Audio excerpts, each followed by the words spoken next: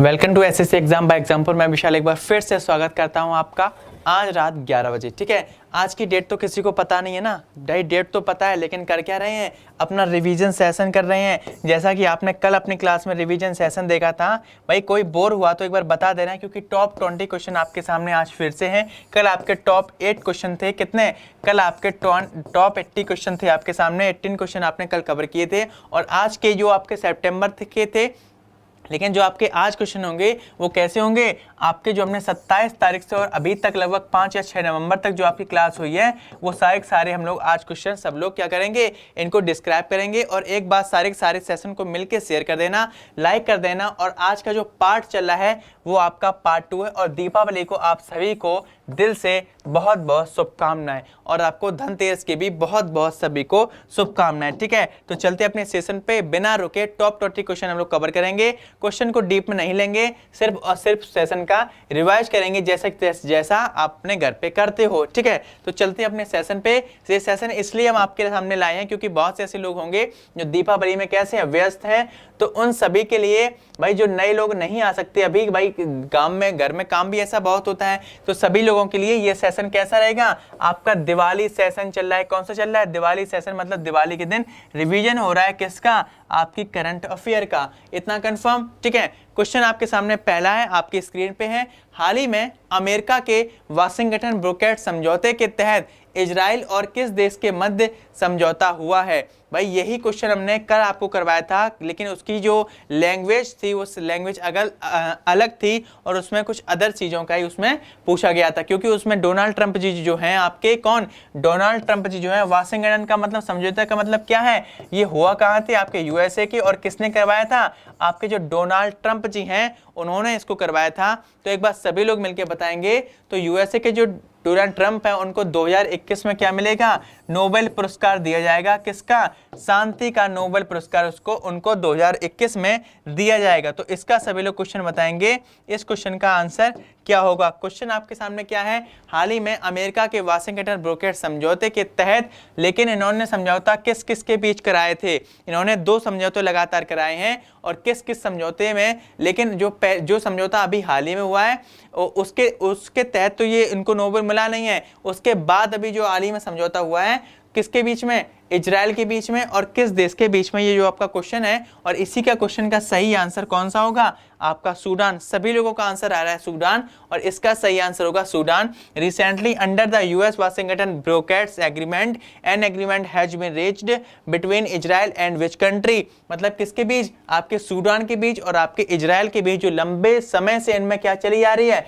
1948, जिसको इजराइल का स्थापना के तौर पर माना जाता है, तब से इन दोनों में युद्ध की स्थिति बनी हुई थी। और इन्होंने इसमें ही शांति, इन्होंने क्या किया है, शांति बनाए रखने का काम किया है। और इन्होंने किसके तहत, वाशिंगटन ब्रोकेट समझौते कहते, इन दोनों को क्या कर दिया है, शांत कर दिया है। ठीक है, और अभी हाल ही में अमेरिका ने क्या किया है, जो आपका सूडान है इसको एक ब्लैक लिस्ट बनाई जाती है, मतलब जितने भी ऐसे खतरनाक देश होते हैं ना, उनको ब्लैक लिस्ट डाल दिया जाता है। तो उसी के तहत ब्रोटेक समझौते के तहत इसको क्या किया गया, ब्लैक लिस्ट से अनलिस्ट कर दिया गया। और क्या किया गया है, अब ये ब्लैक लिस्ट में नहीं है, और इजराइल और सूडान के दोनों के बीच में जो संबंध थे वो शांतिपूर्ण हो गए हैं। और अगर अमेरिका की बात की जाए, तो यहाँ के जो डोनाल्ड ट्रंप जी हैं, यहाँ के जो डोनाल्ड ट्रंप जी है, उनको 2021 में शांति नोबेल पुरस्कार दिया जाएगा। किस लिए, क्योंकि इन्होंने इजराइल और सूडान नहीं, इजराइल और आपका यूएई, कौन सा, यूएई के बीच में एक शांति समझौता करवाया था मार्च के महीने में।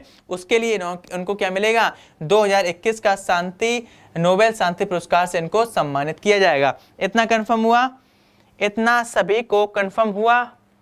हाँ भाई बहुत बढ़िया। कब हुआ था, 1948 से इन दोनों के बीच में ये आदत, ये वारदात चली आ रही है। क्वेश्चन नंबर 2, हाल ही में जापान के प्रधानमंत्री ने किस वर्ष तक शून्य कार्बन उत्सर्जन हासिल करने का लक्ष्य रखा है। मतलब जो आपके प्रधानमंत्री हैं, कौन से, आपके किस, कहाँ के हैं प्रधानमंत्री, आपके जापान के प्रधानमंत्री जी जो हैं, जो भी हाल ही में बने हैं, उन्होंने क्या किया है, किस वर्ष तक शून्य कार्बन उत्सर्जन, मतलब जो आपका कार्बन होता है ना, कार्बन से हो क्या रहा है, ओजोन परत मान लो या अपना एनवायरनमेंट मान लो, इसमें क्या हो रहा है, क्लाइमेट चेंज संबंधी जितने भी ये घटनाएं हो रही हैं, सारी किससे हो रही हैं, कार्बन से संबंधित हो रही हैं, तो कार्बन के उत्सर्जन को कहाँ तक पहुंचाने के लिए, 0 पहुंचाने के लिए इन्होंने किस वर्ष तक अपना लक्ष्य रखा है, या इन्होंने इस लक्ष्य को देते समय घोषणा की है कि कब तक ये ऐसा कर देंगे। Recently the prime minister of Japan had targeted to achieve 0 carbon emission by which year.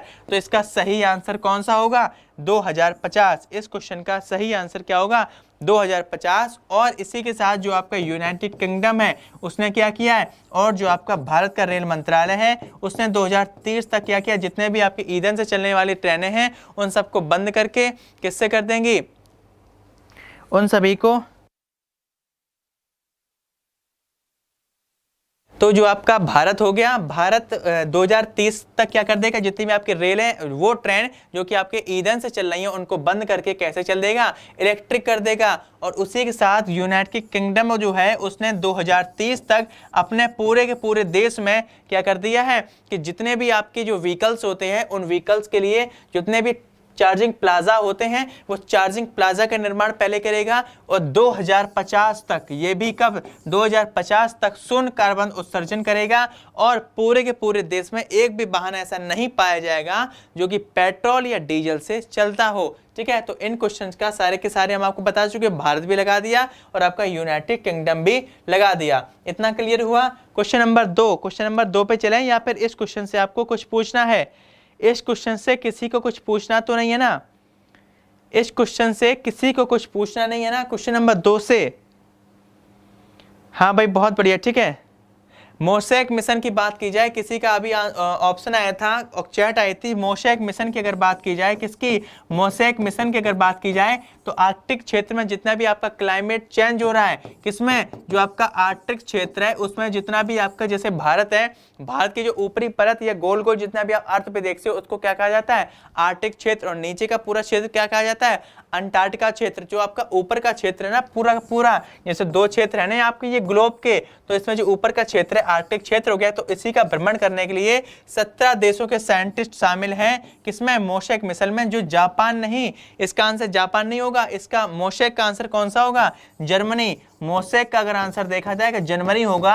और ये है क्या, मोसेक एक मिशन है, इसके अंतर्गत आर्कटिक क्षेत्र में जलवायु परिवर्तन जो हो रहा है उस पर निगरानी रखने के लिए, किस पर निगरानी रखने के लिए, आर्कटिक क्षेत्र में जो जलवायु परिवर्तन हो रहा है, क्लाइमेट चेंज हो रहा है, उसके लिए इन्होंने मोसेक मिशन को लॉन्च किया है। और इसी के साथ रूस ने क्या किया है, आर्कटिक एम उपग्रह, कौन सा, आर्कटिक एम उपग्रह इसने लॉन्च किया है। और ये किसने किया है, ये इसी क्षेत्र की, किसकी, आर्कटिक क्षेत्र की जो जलवायु परिवर्तन हो रहा है उसका अध्ययन उपग्रह के दौरान उपग्रह द्वारा किया जाए। और इसी क्वेश्चन से याद रखना, 17 देशों के साइंटिस्ट और प्लस एक भारतीय साइंटिस्ट, मतलब एक इंडियन साइंटिस्ट इसमें सिर्फ ऐड है आपके, जिनका नाम क्या है, विष्णु नंदन। उनका नाम क्या है, विष्णु नंदन। इतना क्लियर हुआ, इतना सभी को क्लियर हुआ, ठीक है। इसका आंसर इतने सारे के सारे हम आपको डिटेल बता चुके हैं। अगला क्वेश्चन देखते हैं, इनके चीफ मिनिस्टर या सीएम के बारे में या पीएम के बारे में अभी हम लोग बात नहीं करेंगे, क्योंकि सारे के सारे क्वेश्चन रिपीटेड हैं।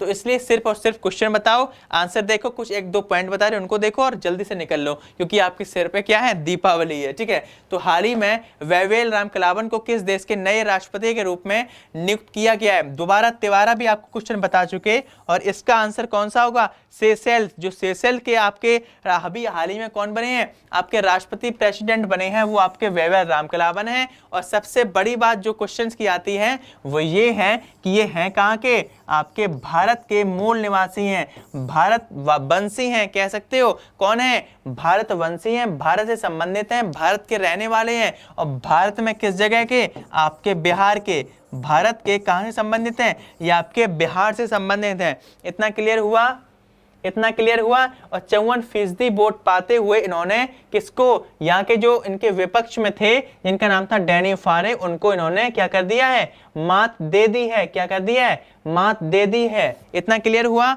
जैसा कि हमने आपको इस क्वेश्चन में पहले बताया था, जब बताया था 2008 में संसदीय जो अपनी बैठक हुई थी, वैश्विक संसदीय जो अपनी बैठक हुई थी, तब इनको कहाँ बुलाया गया था, अपने भारत पे आए थे। और अभी आपके नरेंद्र मोदी जी ने इनको बहुत बहुत शुभकामनाएं दी हैं, ट्वीट करके 2020 में ये क्या बन गए हैं, सेशेल्स के प्राइम प्रेसिडेंट के रूप में इनको नियुक्त किया गया है। सेशेल, ठीक है। और यहाँ की अगर संसद की बात की जाए तो नेशनल असेंबली हो गई। करेंसी की बात की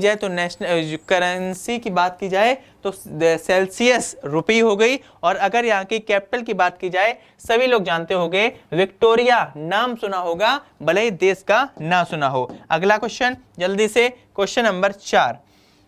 हाल ही में national conference on vigilance and anti corruption 2020 का उद्घाटन किसके द्वारा किया गया? भैया अभी हाल ही में क्या किया गया है? National conference on vigilance and anti corruption 2020 का उद्घाटन किसके द्वारा किया गया? रिसेंटली हुई the national conference on vigilance and anti corruption 2020 Narendra Modi ji द्वारा, जितेंद्र सिंह जी द्वारा, स्मृति ईरानी जी द्वारा, या फिर नरेंद्र सिंह तोमर? जल्दी से बताएंगे, सभी लोग मिलके बताएंगे। हाँ भाई बहुत बढ़िया। हाँ भाई डेली सेशन में आओ तो बहुत अच्छी बात है, इसीलिए तो सारे क्वेश्चन आपके जो हो चुके हैं दीपावली के तौर पे इसीलिए लाए हैं कि आपका रिवीजन हो जाए। क्या हो जाए? आप सभी का रिवीजन हो जाए। जल्दी से बताओ। Good evening sir. हाँ भाई बहुत बढ़िया। सोनल में भी, हाँ ठीक है। अलका चौहान दी जल्दी बताओ, क्वेश्चन का आंसर दो आप। क्रिएटिव अनुराग जी क्वेश्चन का आंसर देंगे। मिस यू सोना, वाह भाई बहुत बढ़िया। पूनम जी, नुपुर जी, कपिल जी, आकाश सिंह जी, इसका आंसर दो जल्दी से। और कुछ लोगों का आंसर आ रहा है नरेंद्र मोदी, और इसका सही आंसर कौन सा होगा? नरेंद्र मोदी जी ने हाल ही में national conference on vigilance and anti corruption 2020 का क्या किया? उद्घाटन किया है। और याद रखना ये किया किसके द्वारा है? इसका आयोजक, या कह सकते हो आयोजन, मतलब इसका उद्घाटन नरेंद्र मोदी ने किया है। अगर यहाँ पे आयोजक की बात की जाए तो कौन है इसका आयोजक? सीबीआई। कौन है सीबीआई? जिसका फुल फॉर्म क्या होता है? Central bureau of investigation. क्या होता है? Central bureau of investigation. इतना क्लियर हुआ? हुआ कब था? 27 से 29 अक्टूबर तक इसका आयोजन किया गया था। और इसमें क्या हुआ था? सतर्कता आयोजन के तौर पे, मतलब जितने भी लोग सतर्क होते हैं ना, एक दूसरे के प्रति जागरूक होते हैं, उनके लिए इसको स्टार्ट किया गया था। ठीक है, उनके लिए इसको स्टार्ट किया गया था। हाँ भाई ठीक है, इतना कंफर्म हुआ? इतना कंफर्म हुआ, ठीक है। इसका आयोजक कौन था? सीबीआई था। और जो आपका सीबीसी होता है, कौन? जो आपका सीवीसी होता है, सेंट्रल विजिलेंस कमीशन, उसके तहत इसमें निगरानी रखी जाएगी। जितना भी आपके एंटी करप्शन, जितने भी आपके करप्शन से संबंधित चीजें होती हैं, करप्शन का मतलब क्या होता है? भ्रष्टाचार। जितना भी आपका भ्रष्टाचार होता है उस पर निगरानी रखी जाएगी। क्या रखी जाएगी? उस पर निगरानी रखी जाएगी। जैसा कि हमने आपको एक कल क्वेश्चन बताया था, अगर भ्रष्टाचार की बात की जाए, जो आपकी अभी सूचकांक आया है उसमें 180 देशों में से भारत का कौन सा स्थान आया है? 80वां स्थान आया है। कौन सा आया है? 80वां स्थान आया है। किसका? भारत का। और एक चीज इसमें सबसे बड़ी है कि जो सीबीआई है, सीबीआई की शक्तियों पर रोक लगाने वाला तीसरा राज्य आपका कौन बन गया? अभी हाल ही में आपका महाराष्ट्र बन गया है। कौन बन गया है? महाराष्ट्र बन गया है। ये कौन सा राज्य है? आपका तीसरा। इसी के तहत आपसे ये कहा जाए कि सर दूसरा स्थान कौन सा था? तो दूसरा स्थान है आपका वेस्ट बंगाल, जिसको क्या कहते हो? पश्चिम बंगाल। अगर तीसरे की बात की जाए, पहले की बात की जाए, तीसरा हो ही गया। पहले की बात की जाए, पहला स्थान है आपका राजस्थान। मतलब क्या होगा? ये तीनों राज्य ऐसे बन गए, पहला राजस्थान, दूसरा डब्ल्यूबी, तीसरा क्या हो गया? महाराष्ट्र। दूसरा डब्ल्यू के मतलब वेस्ट बंगाल या पश्चिम बंगाल। इन तीनों ने लगातार क्या कर दिया है? जितने भी आपकी सीबीआई होगी, सेंट्रल ब्यूरो ऑफ इन्वेस्टिगेशन, ये कोई भी केस के तहत डायरेक्ट राज्य में जाके अपना काम नहीं कर सकते। पहले ये गवर्नमेंट से क्या लेंगे? इजाजत लेंगे, उसके बाद ही अपना काम यहाँ पे ये करेंगे। उसके बाद ही अपना ये काम करेंगे। और नरेंद्र मोदी की बात की जाए, इसको जो स्टार्ट किया था, तो याद रखना इन्होंने एक सप्ताह के तौर पे इसको स्टार्ट किया था।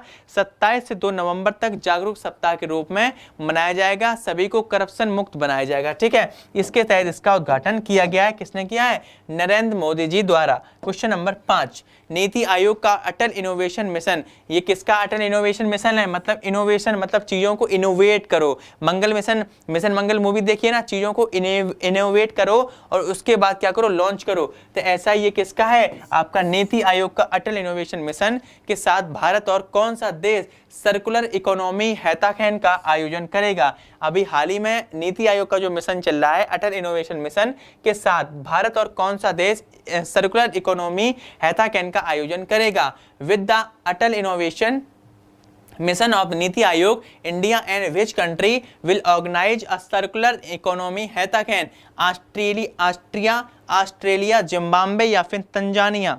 जल्दी बताओ, फिर अगले क्वेश्चन पे चलते हैं। रिवीजन सेशन है भाई, इतना टाइम क्यों लगाते हो? क्वेश्चन नंबर 5 का आंसर दो सभी लोग। क्वेश्चन नंबर 5 का आंसर दो जल्दी से। आंसर क्या होगा उसका? तो आंसर नरेंद्र मोदी था। इसका बताओ, भारत के साथ कौन सा देश मिल रहा है इसमें? भारत के साथ कौन सा देश मिल रहा है भैया, जल्दी बता दो। हाँ भाई ठीक है,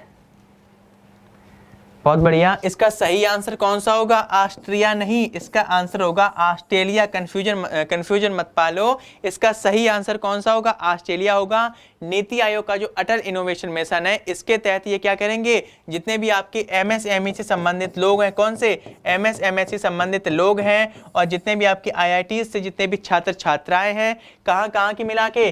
भारत की मिला के, ठीक है, कहाँ के? भारत के मिला के। हाँ भाई इतना तो हाँ सही है।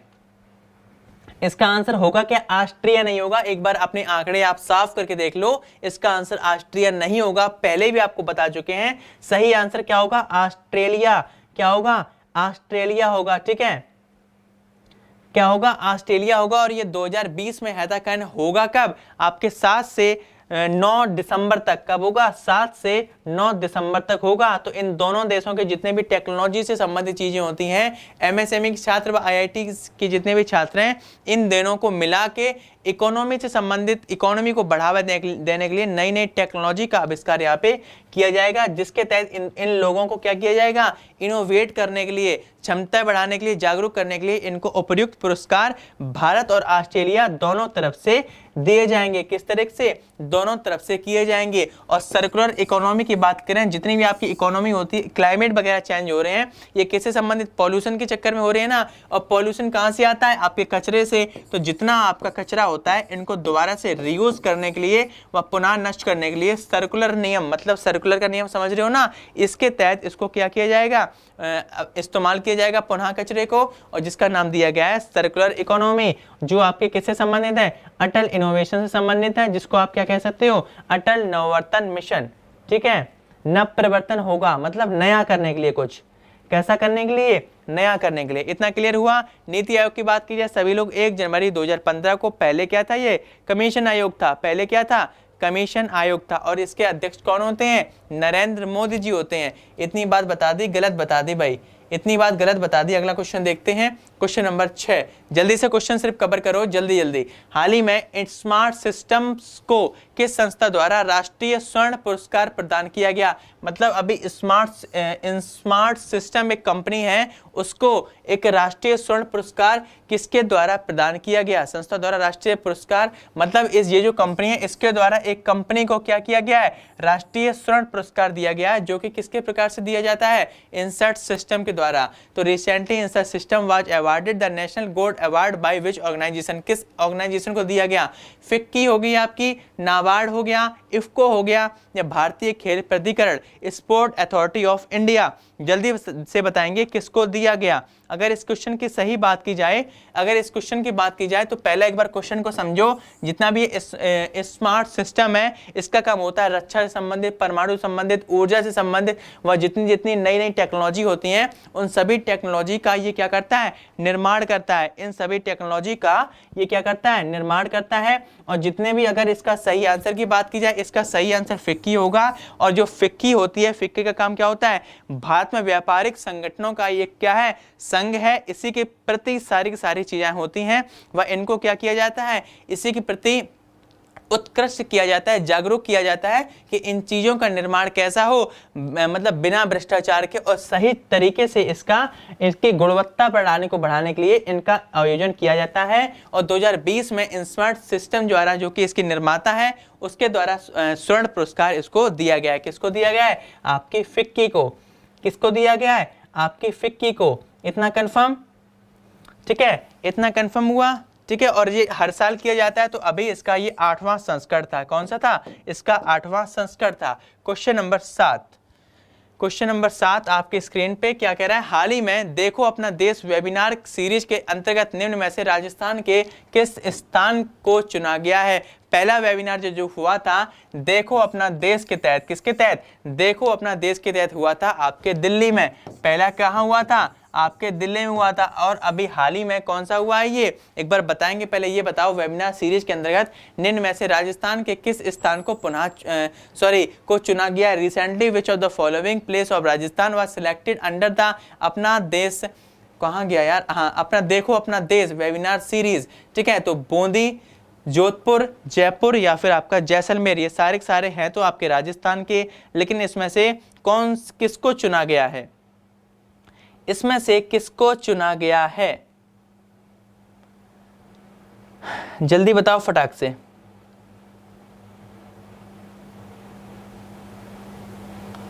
इसका आंसर सभी लोग दें मिलके एक बार, इसका आंसर होगा क्या, मिनिस्ट्री ऑफ टूरिज्म। वो तो बात सही है आपकी, मिनिस्ट्री ऑफ टूरिज्म द्वारा इसको लॉन्च किया गया। देखो अपना देश मतलब आभासी तौर पे किया गया, किस तौर पे, आभासी तौर पे किया गया है, ठीक है। अगर इसके सही आंसर की बात की जाए, इसका सही आंसर होगा बूंदी। और अगर बूंदी की बात की जाए तो राजस्थान में जो राजपूत लोग हुआ करते थे, राजस्थान में जो राजपूत लोग हुआ करते थे, उनकी कैपिटल हुआ करती थी आपकी बूंदी, उनकी कैपिटल हुआ करती थी बूंदी। इसी प्रकार से ये हिस्टोरिकल आपकी जगह तो बन गई, हिस्टोरिकल प्लेस कह सकते हो या ऐतिहासिक जगह तो बन गई।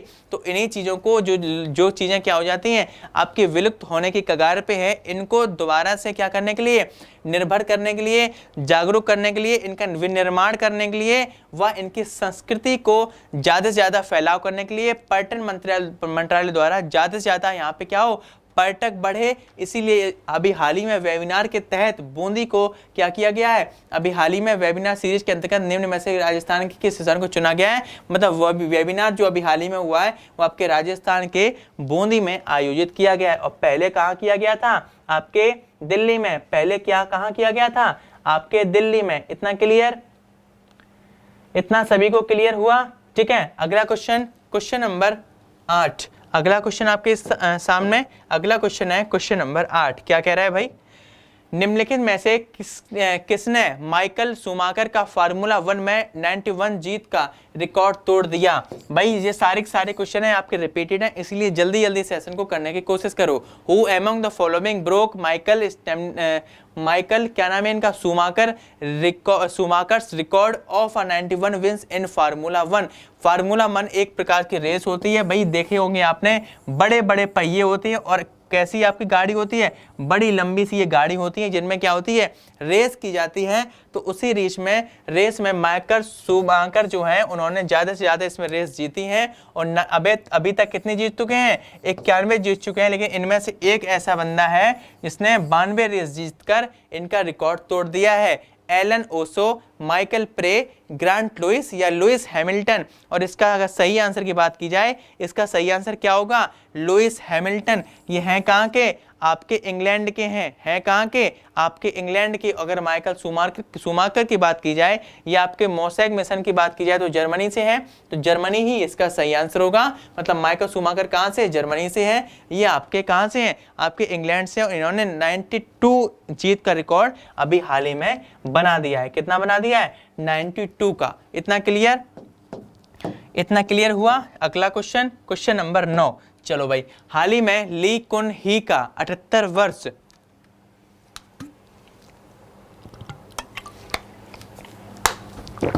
हाल ही में ली कुन ही का 78 वर्ष की आयु में निधन हो गया है। वह निम्न में से किस कंपनी के अध्यक्ष थे। रिसेंटली ली कुन ली he died at the age of 78. he was the president of which of the following company। Samsung के थे, नोकिया के थे, फेसबुक के थे या फिर none of these, इनमें से कोई नहीं, इनमें से कोई नहीं। जल्दी से बताओ इसका आंसर क्या होगा, जल्दी से बताओ इसका आंसर क्या होगा। हाँ भाई साइड हो गए हैं, ठीक है, साइड हो गए हैं। इसका आंसर बताओ जल्दी से क्या होगा, दिख रहा है ना इतना। इसका आंसर सभी लोग मिलके बताएंगे, इसका आंसर क्या होगा।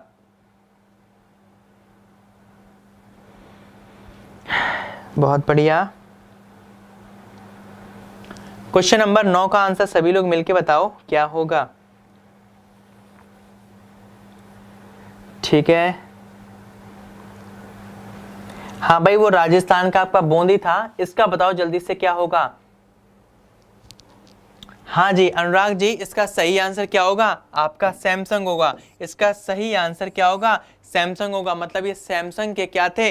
अध्यक्ष रह चुके हैं। कौन? ली कुन ही। और इनका अभी हाल ही में 78 वर्ष की आयु में निधन हो गया है। और याद रखना, इन्हीं को 2010 में भ्रष्टाचार के आरोप में इनको क्या कर दिया गया था? जेल जाना पड़ा था। और ये हैं कहाँ के? आपके दक्षिण कोरिया के हैं। और अगर आपकी सैमसंग की बात की जाए तो इसका हेडक्वार्टर कहाँ है? आपका सैमसंग का दक्षिण कोरिया में है। तो इसी के ये क्या थे? आपके अध्यक्ष रह चुके थे। और 2014 में इनको एक अटैक पड़ा था, तब से ये भ्रष्टाचार के आरोप में अंदर कर दिया था। उसके बाद इनको क्या पड़ गया? अटैक पड़ गया 2014 में। और अटैक पड़ने के बाद इनको हॉस्पिटलाइज्ड कर दिया गया। और अभी हाल ही में 2020 में इनकी मृत्यु हो गई। सैमसंग की बात की जाए, क्या नाम, साउथ कोरिया में इसका क्या है? आपका स्टार्टिंग है, मतलब इसका हेडक्वार्टर है। और 1 मार्च 1938 को इसकी स्थापना की गई थी। इतना क्लियर? इतना सभी को क्लियर? अगला क्वेश्चन, क्वेश्चन नंबर 10।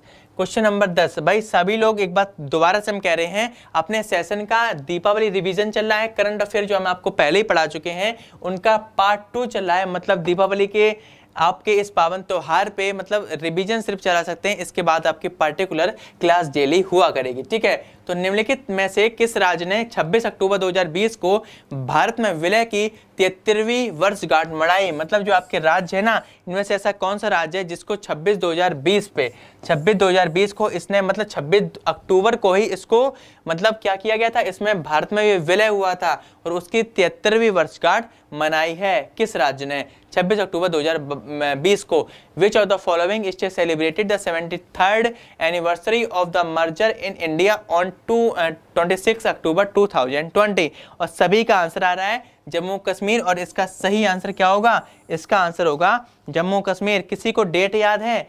किसी को डेट याद है? किस डेट को हुआ था? 26 अक्टूबर 1947। हाँ भाई, इसका आंसर क्या होगा? 26 अक्टूबर 1947। बहुत बढ़िया।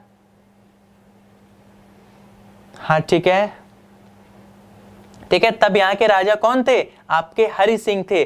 तब यहाँ के राजा कौन थे? आपके हरि सिंह। ज्यादा इस क्वेश्चन में जाने की कोशिश नहीं करेंगे। ठीक है, अगर यहाँ के लेफ्टिनेंट गवर्नर की बात की जाए तो आपके मनोज सिन्हा जी हैं, जिनके साथ जो आपके सुरेश रैना जी हैं, भारत की पहली, आपकी कौन सी पहली कह सकते हो, केंद्र शासित प्रदेश में स्थापना की गई है क्रिकेट अकादमी की। सुरेश रैना ने, मनोज जो आपके सिन्हा यहाँ के उपराज्यपाल हैं या कह सकते हो आप लेफ्टिनेंट गवर्नर हैं, उनके साथ इसकी स्थापना यहाँ पे की गई है, सुरेश रैना के साथ। ठीक है, और अगर इसकी बात करते हैं कि ये यूनियन टेरिटरी कब बना, तो लिख लेना 31 अक्टूबर 2019 को। ठीक है, लद्दाख और आपका कौन सा? आपका जम्मू कश्मीर। इतने clear? Question number 11। Question number 11 आपके स्क्रीन पे, हाल ही में भारत और किस देश के बीच सीमा शुल्क डेटा के इलेक्ट्रॉनिक एक्सचेंज के लिए एक समझौता हुआ है? मतलब जो आपका क्या है, सीमा शुल्क होता है, कौन सा होता है? सीमा शुल्क के डेटा के इलेक्ट्रॉनिक, मतलब जो आपका सीमा शुल्क होता है, एक दूसरे देश से दूसरे देश में जाते हो तो सीमा जो शुल्क देना पड़ता है, वो शुल्क ना देते हुए डेटा, जो अपना डेटा होता है, जो अपना सामान होता है, उसका इलेक्ट्रॉनिक आदान प्रदान होगा। कैसा? इलेक्ट्रिक तौर पे एक्सचेंज के लिए एक समझौते विज्ञापन पे हस्ताक्षर हुए हैं। Recently an agreement has been reached between India and which country for electronic exchange of customs data? चीन हो गया, जापान हो गया, इंग्लैंड, थाईलैंड हो गया और आपका क्या कौन सा हो गया? अमेरिका। इनमें से ऐसा कौन सा देश है? इनमें से ऐसा कौन सा देश है? जल्दी बताएंगे। ए आंसर आ रहा है। ए तो भाई होना ही नहीं है किसी भी हालत में। जापान तो होगा नहीं, जापान है नहीं, और चीन होगा नहीं। जल्दी से बताओ, जल्दी से, फटाफट जल्दी से बताएंगे। हाँ ठीक है, ठीक है, इसका आंसर कौन सा होगा? आपका अमेरिका। जितने भी आपकी पोस्टल सर्विस होती हैं, जितने भी आपकी पोस्टल सर्विसेज होती हैं, जैसे कि आपकी इंडिया पोस्ट है, आपकी इंडिया की बात की जाए तो इंडिया पोस्ट या जो आपका डाक खाना होता है ना, डाक खाने से समझ लो, जितनी आपकी डाक पोस्ट होती हैं, जितने भी बड़े बड़े सामान होते हैं, वो सारे के सारे इलेक्ट्रिक तौर पे भेजे जाएंगे, उनका डाटा, जिससे क्या हो, सीमा शुल्क ना देना पड़े। तो इसी तौर पे भारत और अमेरिका के बीच में हाल ही में समझौता हुआ है। कैसा समझौता हुआ है? इंडियन पोस्ट के बीच में और United state postal service, Indian state के बारे में बात की जाए, इंडिया की पोस्टल सर्विस और आपके यूनाइटेड स्टेट की पोस्टल सर्विस के बीच में ये दोनों में हाल ही में समझौता हुआ है। इतना क्लियर हुआ। और ये समझौता भारत के तौर पे इसलिए किया गया है कि भारत को क्या बनाया जाए, ज़्यादा से ज़्यादा चीज़ों को निर्यात हब बनाया जाए। क्या किया जाए, निर्यात हब बनाया जाए, जिससे भारत की इकोनॉमी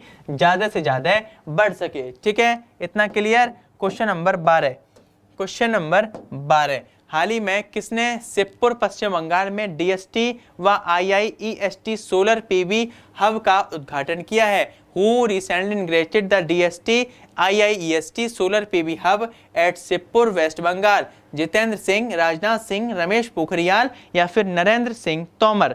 जल्दी से बताएंगे एक बार, जल्दी से एक बार इस क्वेश्चन का आंसर देंगे सभी लोग मिलके।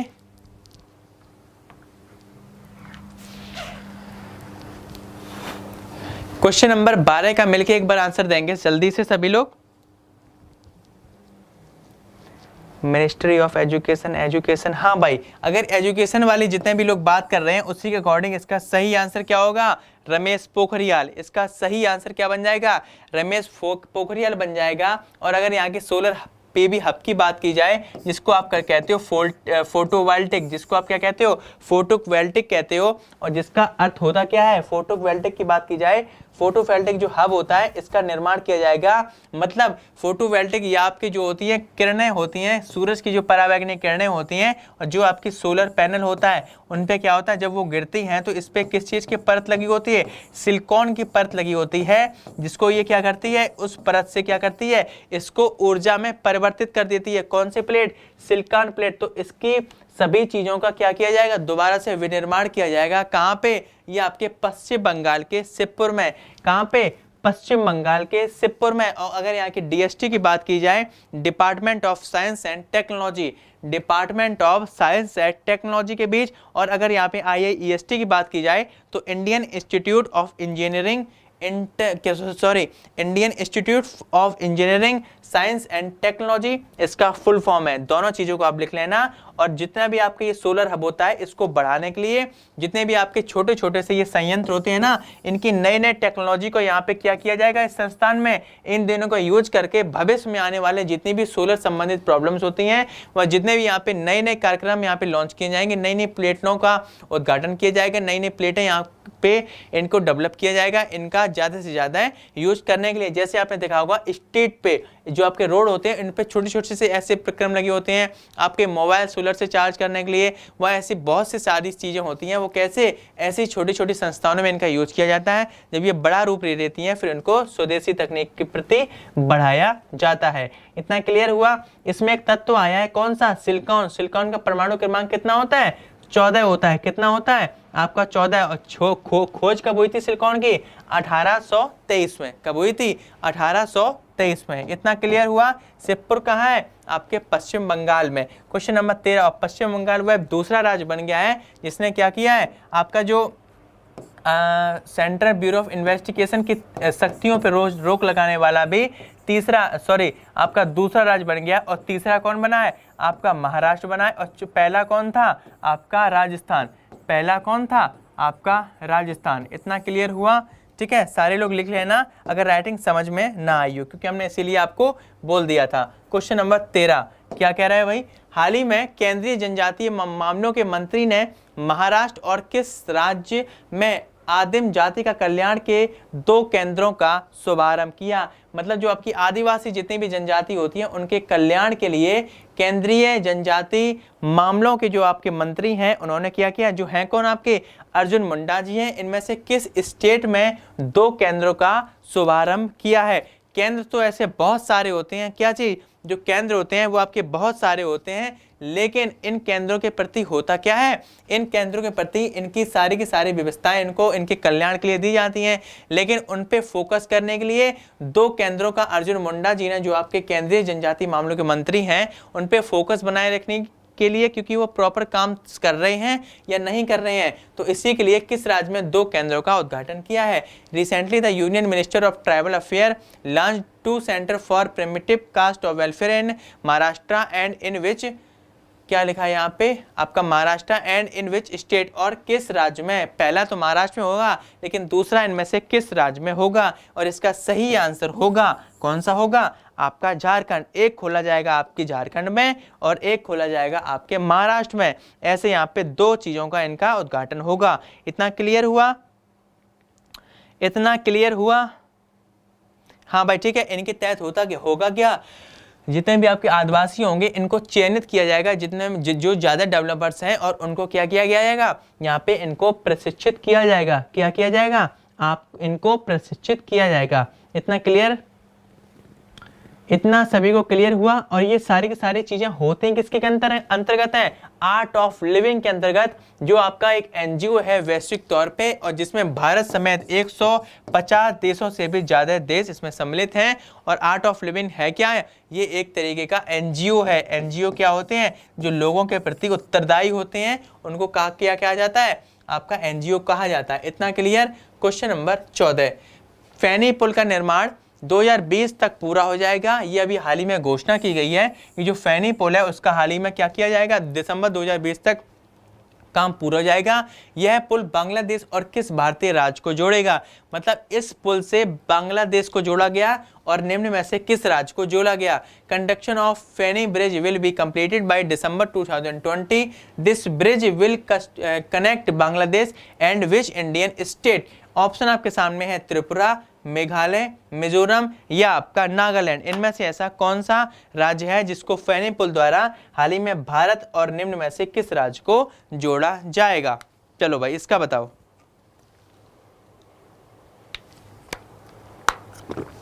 सर सारे क्वेश्चन आप करवा चुके हो। हाँ भाई सारे क्वेश्चन आपके हो चुके हैं, एक बार दोबारा से हो चुके हैं, दोबारा से नहीं पहली बार तो हो चुके हैं, लेकिन आपका हमने कहा नहीं आपसे दिवाली रिवीजन चल रहा है पार्ट 2, ठीक है। तो एक बार सभी लोग इसका आंसर बताने की कोशिश करेंगे। क्वेश्चन नंबर 4, क्वेश्चन नंबर 14 की सभी लोग आंसर बताने की कोशिश करेंगे। जल्दी से बताओ भाई, सभी लोग जल्दी से इसका आंसर बताएंगे।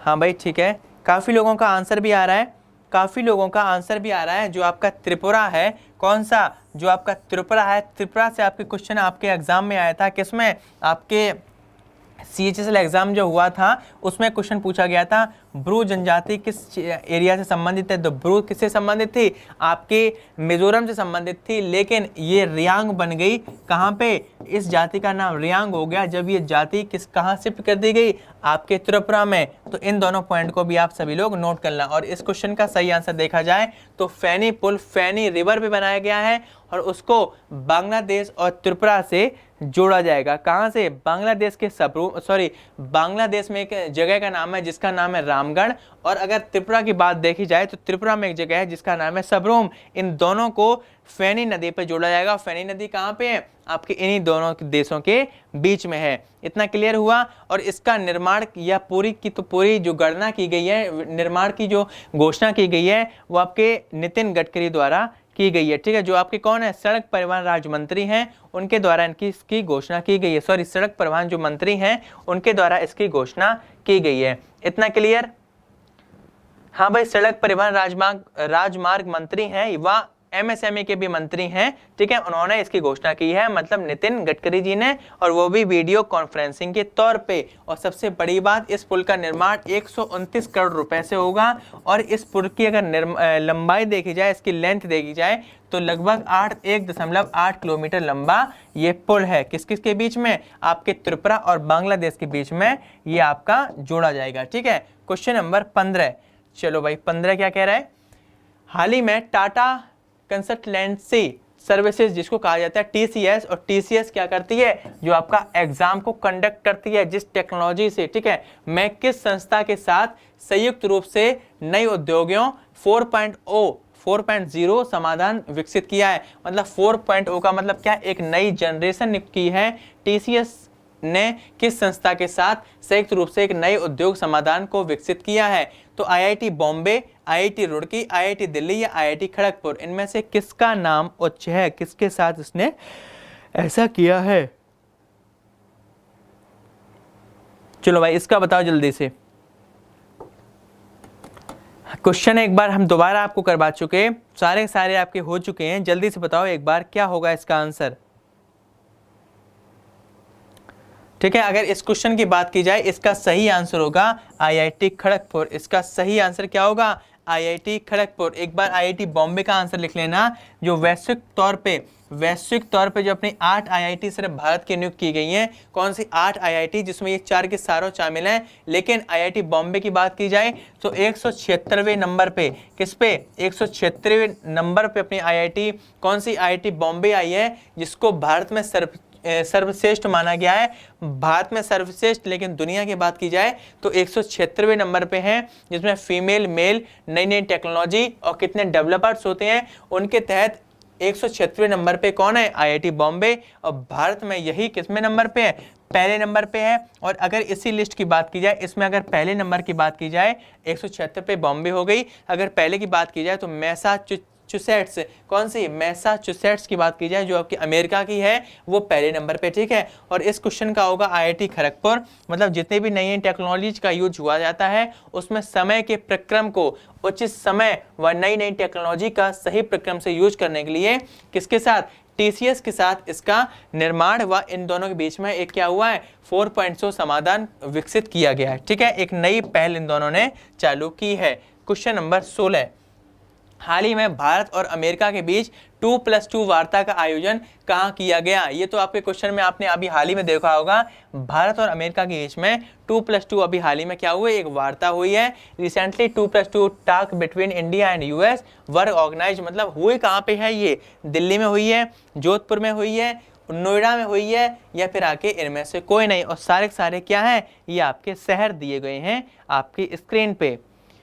क्या दिए गए हैं? आपके सामने ये सारे सारे शहर दिए गए हैं। जल्दी से बताओ इसका आंसर क्या होगा।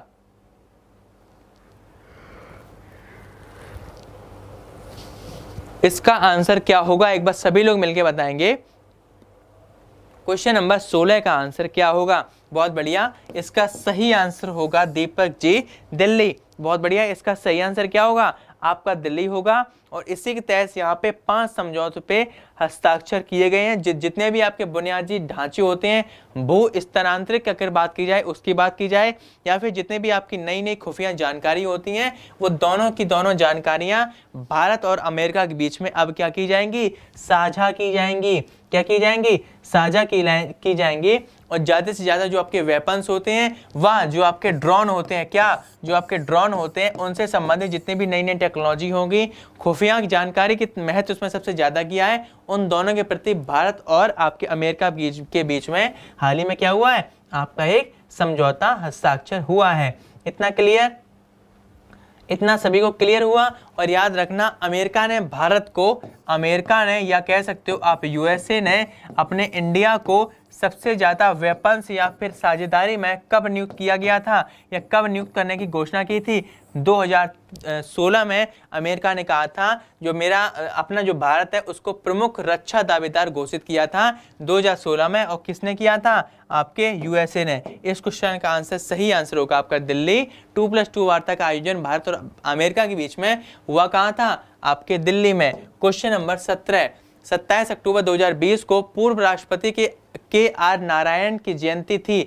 यह किस नंबर के राष्ट्रपति थे? मतलब जो आपके कौन कहाँ गए? जो आपके के आर नारायणन थे, इनकी जयंती अभी हाल ही में थी। कब थी? 27 अक्टूबर 2020 को। तो ये बताओ ये किस नंबर के राष्ट्रपति थे? On 21 October 2020, the birth anniversary of former president के कौन? नारायणन। स्पेस है प्रेसिडेंट, मतलब किस नंबर के ये प्रेसिडेंट थे? किस नंबर के ये प्रेसिडेंट थे? ठीक है,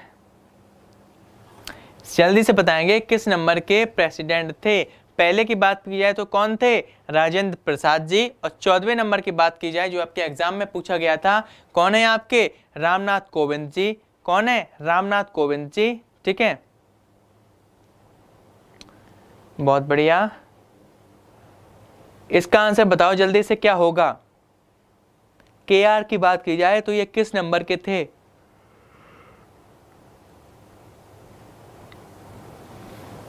इसका सही आंसर कौन सा होगा? 10वें नंबर के। किस नंबर के थे?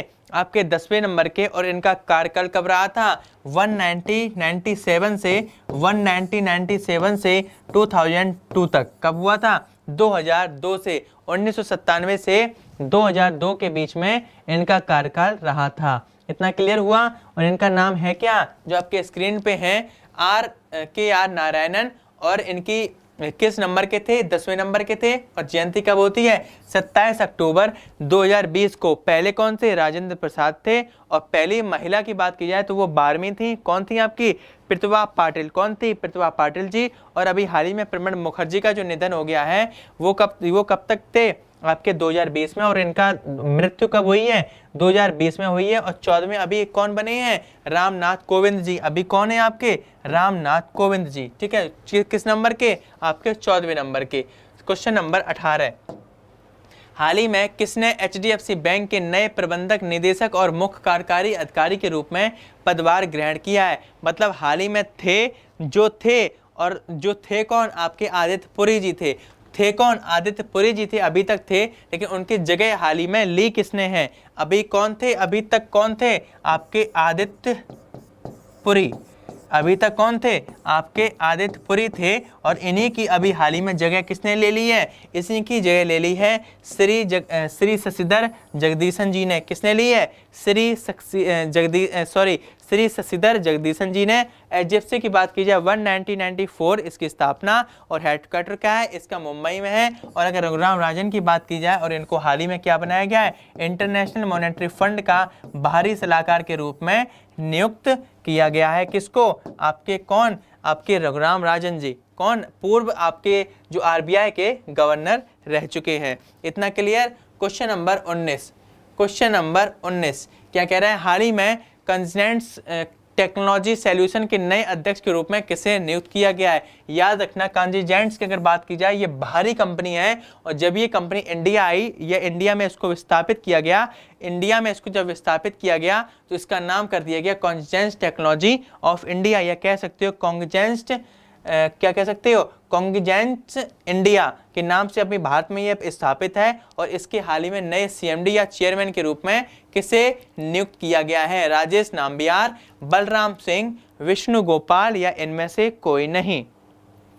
जल्दी बताओ। और ये है कौन सी टेक्नोलॉजी? ये इसका काम क्या करती है? कॉन्जिजेंट्स की बात की जाए तो इस टेक्नोलॉजी का पूरा नाम क्या है? Technology solution corporation. जितने भी आपके टेक्नोलॉजी संबंधित सॉल्यूशंस होते हैं, प्रॉब्लम्स जो संबंधित होती हैं, उनका सॉल्यूशन करने का काम किसका होता है? आपकी कॉन्जिजेंट्स टेक्नोलॉजी का। ये क्या है? कॉर्पोरेशन है। क्या है? कॉर्पोरेशन है। और है कहाँ की कंपनी? आपके US की कंपनी है कहाँ की? आपके US की कंपनी है। ठीक है, और इसका सही आंसर होगा राजेश नाम्बियार जी। इनका सही आंसर होगा राजेश नाम्बियार जी। इनको भारत में कॉन्जिजेंट्स इंडिया का अध्यक्ष के रूप में नियुक्त किया गया है। और इसका कंपनी का काम क्या होता है? जितने भी डिजिटल प्रोडक्ट्स, सीधी सी बात रखो और कुछ मत याद रखना, जितने भी डिजिटल प्रोडक्ट होते हैं इनका विनिर्मित व इनको लॉन्च करने का काम, इनको बनाने का काम किसका होता है? कॉन्जिजेंट्स इंडिया कंपनी का। इतना क्लियर?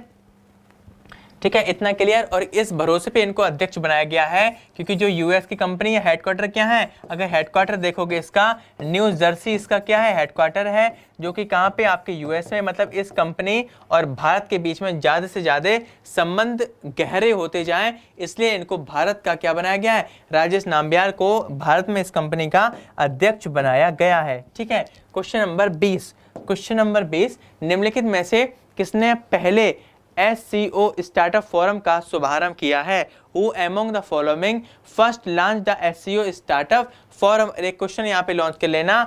SCO की जो अभी हाल ही में बैठक हुई थी उसने भारत ने क्या किया था? उससे बैकआउट कर लिया था। क्या कर लिया था? भारत ने उससे बैकआउट कर लिया था। इसका आंसर बताओ। इसको आयोजित हाल ही में किया किसने है? इसको अभी हाल ही में आयोजित किया किसके द्वारा गया है? किसको? आपके SCO स्टार्टअप फोरम का शुभारंभ किसके द्वारा किया गया? अगर इसका सही आंसर की बात की जाए, जो आपके रेल मंत्री हैं या फिर क्या नाम, जो आपके वाणिज्य उद्योग मंत्री हैं, जिनका नाम क्या है? पीयूष गोयल। क्या है, पीयूष गोयल जी उन्होंने इसका स्टार्टिंग किया है। वह पहला भारत मेजबान बना है, पहली बार भारत क्या बना है, इसका मेजबान देश बन गया। और अगर एससीओ की बात की जाए, हेडक्वार्टर कहाँ है, संघाई मतलब चीन में, और इसका फुल फॉर्म की अगर बात की जाए तो क्या होगा, संघाई कॉपरेशन ऑर्गेनाइजेशन। संघाई कॉपरेशन ऑर्गेनाइजेशन हेडक्वार्टर हम आपको बता चुके हैं, संघाई से समझ लो चीन में है, कहाँ पे, आपके चीन में, और चीन में कहाँ पे, आपके बीजिंग में है, कहाँ पे, आपके बीजिंग में। इतनी बात क्लियर हुई, इतनी बात सभी को क्लियर हुई। अगर यहाँ पे इस फॉरम की बात की जाए तो एससीओ की बात की जाए तो इसके सदस्य देश कितने हैं, 8 देश हैं। और जो इसमें वार्ता हुई थी कोविड-19 के बाद, जितने भी आपकी चुनौतियाँ आई हैं, जितने भी आपके इस स्टार्टअप के एससीओ के सदस्य देश हैं, इनमें ज़्यादा से ज़्यादा जो इनके संबंध हैं उनको बढ़ाने में इसकी बात की गई। और ये एक आभासी मंच था, ये एक क्या था, आपका आभासी मंच था, जिसका उद्घाटन किसके द्वारा किया गया है, आपके जो कौन से मंत्री, या तो रेल मंत्री कह दो या और किस चीज के मंत्री है, वाणिज्य उद्योग मंत्री हैं पीयूष गोयल ने इसका उद्घाटन किया, शुभारंभ किया। वह पहली बार भारत इसका मेजबान देश बना है। इतनी बात क्लियर हुई। और वर्तमान में अगर भारत की बात की जाए, वर्तमान में अगर भारत की बात की जाए तो स्टार्टअप मतलब नई नई चीज़ों के बारे में बात की जाए, नए नए स्टार्टअप्स की बात की जाए तो भारत का विश्व में तीसरा स्थान आता है, वह 36,000 स्टार्टअप्स के साथ। कितने, 36,000 स्टार्टअप के साथ। अगला क्वेश्चन टॉप 20 क्वेश्चन आपके सामने आज पे स्क्रीन पे आ चुके हैं, और सभी को मेरा दिल से थैंक यू, ठीक है। और पीडीएफ आपको जैसे कि आपको मिल जाती थी, अगर पीडीएफ मेरे हिसाब से आपको देने की जरूरत तो है नहीं, लेकिन डेली पीडीएफ किस पे, आपके एग्जामपुर ऑफिशियल ऐप पे, प्ले स्टोर पे आपको मिल जाएगा। नहीं तो परीक्षागढ़ आपका जो चैनल है, किस पे, आपके टेलीग्राम पे, उस पे आपको पीडीएफ प्रोवाइड करा दी जाएगी। और सभी को मेरा दिल से थैंक यू। नाम तो मेरा सभी लोग जानते होंगे। इसी के साथ ऐसे पढ़ते रहो,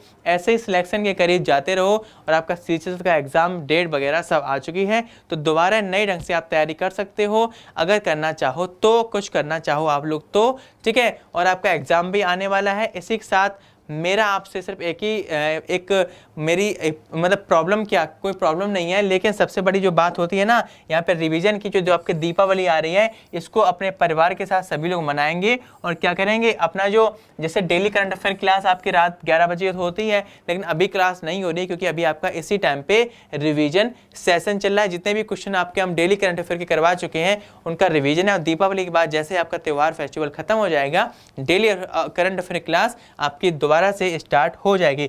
इसी के साथ मेरा दिल से सभी को शुक्रिया, थैंक यू। जय हिंद, जय भारत।